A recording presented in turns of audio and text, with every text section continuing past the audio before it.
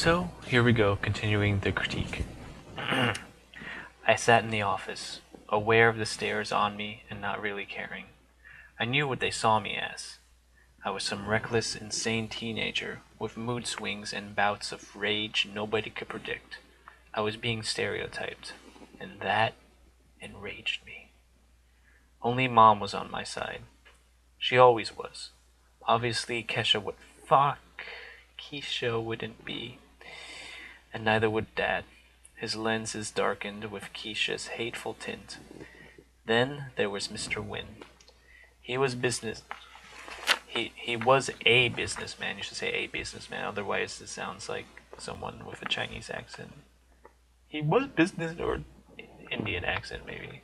He was businessman first and anyway, he was a businessman first and foremost. If I went to the program, he'd make money, so he wanted me in. He was against me, and money was his motivation. Prick. I smiled briefly as I remembered excusing my dad for the same fault. Mr. Wynne wasn't my dad, so he deserved no such lenience. Yet did my dad deserve it either? Did my dad deserve it too, maybe? After all, he had trusted the care of his children to the whirl of insanity he was yet to marry. Mr. Wynne, who ran this branch of the Youth Life Simulator Program, or YLSP, that's the name of the story! Holy shit, it all comes together so beautifully anyway. Leaned back in his chair, listening to Keisha, listening to Keisha rant about me. Damn his beady eyes. Whenever they fell on me, I shivered a bit. The point is, he was really weird. The point is, he belongs in. Okay. The point is, he belongs to this program. His father and I agree. The majority rules. I think you should just say that Mr. Wynne said that. Majority rules, Mom yelled. This isn't us deciding what to watch on TV. This is about sending my son to some camp full of angry, mentally unstable kids. Actually, Mr. Wynne said in droning monotone, many parents send their kids here to give them an accurate preview of their future, of what they will deal with later in life. That's where most of our subjects come from. Subjects? I asked indignantly. What are we to you, lab rats? If Joel's father and I decide he should be there... You are not his mother, I am. Mom quieted a bit. You have no say in this, she finished in forced gentility. You should have a comma there, because you should look up dialogue tags.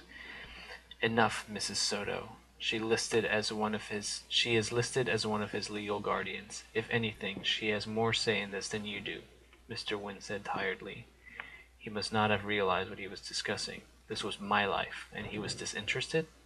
I refuse! I stood in rage. I don't know if I like that. It's like, maybe he should curse. Maybe like, damn it or something. I don't know.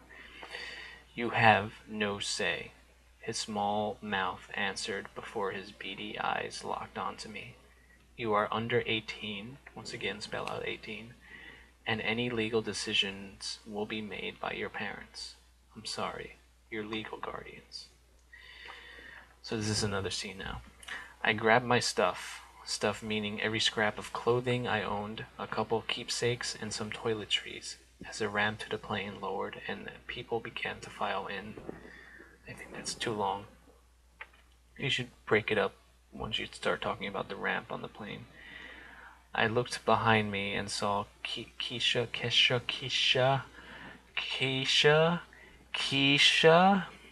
Mom, and Dad all standing there, tears in my parents' eyes and thinly veiled triumph in the bitches. Is this what she was aiming for? Her daughter, Taylor, stood slightly behind her, an 11-year-old troll of a girl, with an attitude to match her looks. Every time I see the word troll, I just imagine like the meme face, like troll of a girl, eh?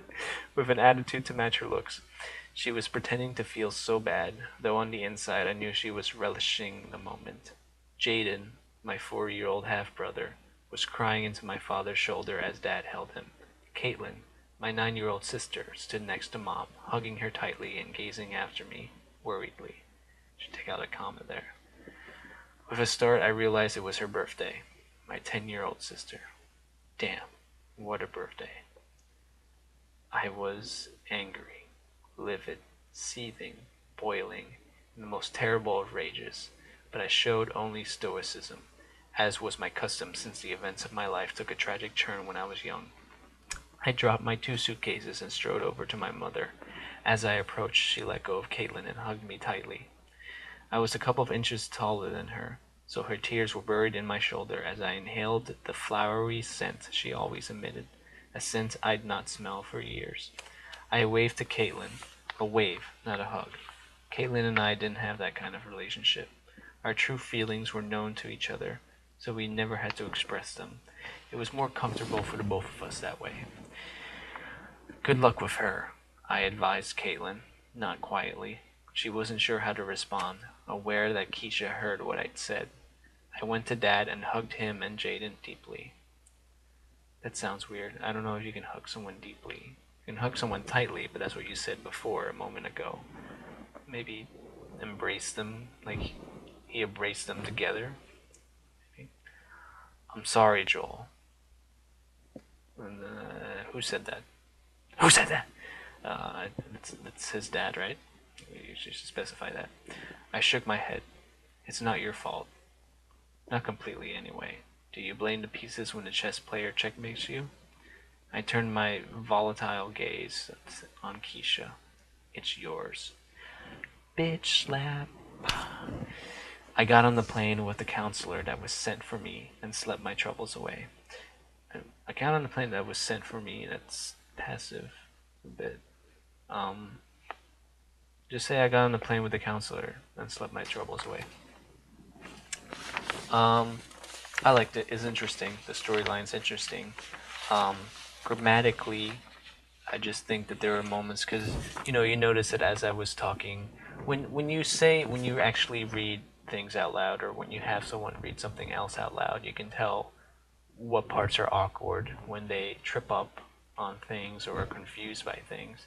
So, there's don't go. I noticed that you splice with commas a lot. Be mindful. Be mindful of your feelings, etiquette. Be mindful of your commas, and if you really need them or not, because you just use a lot of commas. Make sure it's evident who's speaking and who's saying what. More scenery is good. That's about it. I mean, yeah, it was good. I looked at what other people said, and I mean, let's see, what did this person say? This person didn't even say much. This other one, yeah, I mean, prologues, I don't know, there's a thing, whenever I think of a prologue, it's like, oh, this book is going to be corny, because when I think of prologue, I think of a book that's like, I don't know, like a novelization of a movie or something. Or if you do it okay, it doesn't really matter either way. I think this wouldn't really be a prologue, or I guess it could be, because I guess in chapter 1 you're just going to have him be at the YLSP thing. So I guess a prologue is showing you how he got there. So yeah, I mean, that's fine. I forgot the drink that I was going to have, actually. I was going to have beer and Coke. Now, you're probably going to be like, ew, what?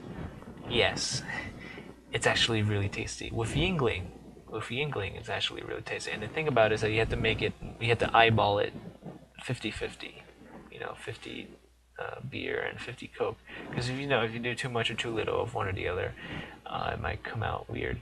But it actually tastes really good. Now, I haven't tried with other beers, and I don't think it will work well with a lot of beer. Like, for example, Guinness and Coke, that's not going to fly well. But it's something lighter, like Yingling, yeah. So anyway, and I actually had but I just forgot, my Mickey Mouse cup. So yeah, there's our drink for tonight. So, good night.